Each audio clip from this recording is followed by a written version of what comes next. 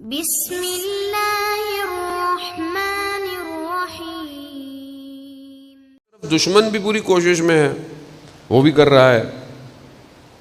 کیا ہم ذاتی طور پر انڈیویجول خدا کی بارگاہ میں بڑھ رہے ہیں کہ نہیں بڑھ رہے ہیں؟ آج کے دور میں سارا جو گیم ہے وہ یہی ہے۔ ظاہر طور پر انسان جمع ہو جاتے ہیں، ہو سکتا ہے آپ کو بہت سی جگہ، لیکن اگر جب تک آپ فردی طور پر نہیں پہنچیں گے کمال نہیں ہے۔ اگر ایک فرد بھی مضبوطی سے کھڑا ہو گیا پوری امت کھڑی ہو جاتی ہے۔ ایک فرد، اس ایک فرد کے لیے ساری محنت ہوتی ہے۔ ڈیجٹ تھوڑے ہیں مگر کثرت پہ غالب آ سکتے ہیں اگر صحیح ہو جائے۔ آپ شخص دیکھیں کیسے انسان کھڑا ہوتا ہے۔ شیخ انصاری وہ بہت بڑے عالم دین ہیں اور جو ہے وہ اپنے زمانے کے فقیہ ہیں۔ خوب عجیب کرامات ہیں۔ ایک طالب علم کہتا ہے کہ مجھے ایک بہت مشکل تھی، 2 میری حاجتیں تھیں اور شرعی حاجات تھیں۔ میں ہر وقت مولا کائنات کے حرم میں جا کر یہ نہیں ہوئی۔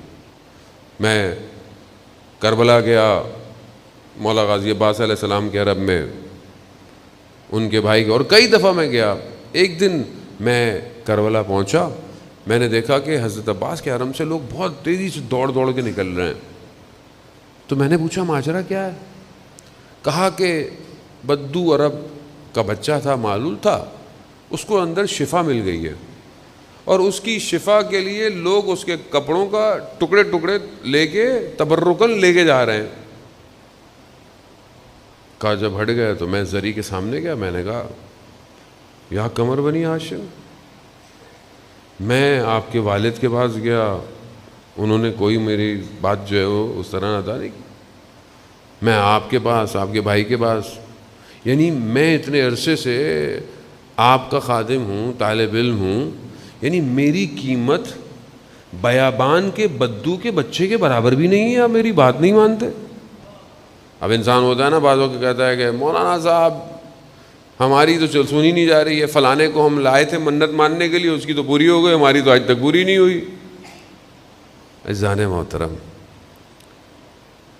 خدا اور خدا کے ولی بہتر جانتے ہیں آپ کو کب اور کیا کیسے دینا ہے۔ وہ ظرفیت دیکھ کر دیتے ہیں، انہیں پتہ ہے کہ زیادہ دے دیا تو انہوں نے کرنا کیا ہے۔ پھر ایسے ہی ہے۔ ابھی بات کرتے مولانا صاحب عرفا کے پاس طی الارض تھا، یعنی کیا؟ یعنی ایک قدم بڑھاتے تھے کہیں اور پہنچ جاتے تھے۔ یہ کیسے ملے گا؟ یہ اللہ ان کو دیکھ کے دیتا تھا کہ ان کے قدم کس لیے اٹھتے ہیں۔ ہم لوگوں کو یہ ساری چیزیں، ہم اپنے اندر ظرف تو پیدا کریں۔ وہ بڑے ناراضگی میں انہوں نے بہرحال مولا کی خدمت میں کہا مولا یہ کیا؟ کہا میں چھوڑ کے جا رہا ہوں نجف، بس میری بات ہی نہیں کوئی مان رہا۔ ہوتا ہے لوگ بہرحال ناراض کری گئے، امام حسین کو سلام کیا، نکل گئے، سامان باندھا۔